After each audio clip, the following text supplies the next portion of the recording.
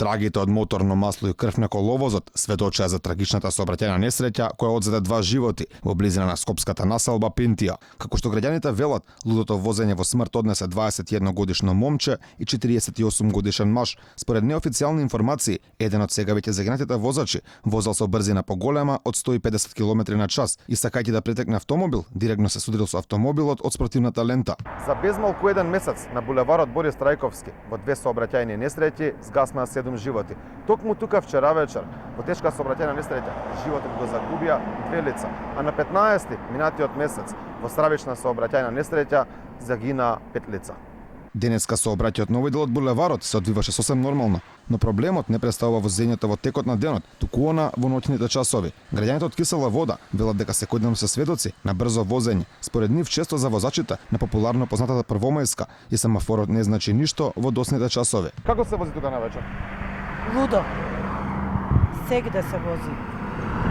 Дебало не скрб да зборам. Невини луѓе да загинат луѓе за некој што еве што сум. Се вози брзо од булеварот до Пинтија. Навечер кај нас на населено место, како на автопут возат. Не може да поминеме.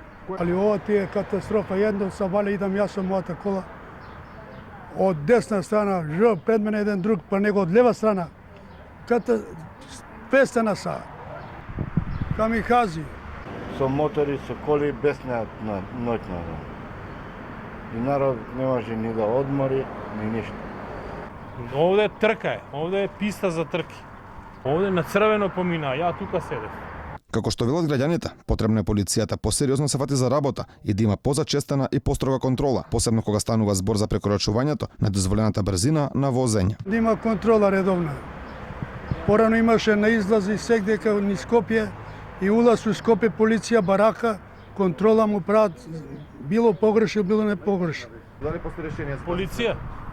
Полиција зашто ја плаќаме, тие џабе ја плаќаме и колку души се запослија нигде ги нема.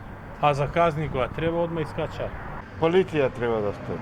Иако граѓаните се жалат дека секојдневно бројот на автомобили кои според нивните зборови возат лудо е доста голем, дневно во просек полицијата напишала само по 2,4 казни за прекумерна брзина. Како што изјави министерот за внатрешни работи Оливер Спасовски, нивниот број е 369 за 151 ден. Според неговите зборови, еден од возачите кој учествувал во вчерашната несреќа имал 16 казни од нова година па наваму, но сепак слободно учествувал во сообраќајот. Еден од учесниците во оваа сообраќајна незгода која што заврши за жал со последици смрт, има изречено 16 казни од јануари месец до сега. Брзото возење не представува проблем само на Првомајска. Граѓаните секојдневно се сведоци на звуците од брзите автомобили и мотори низ цело Скопје.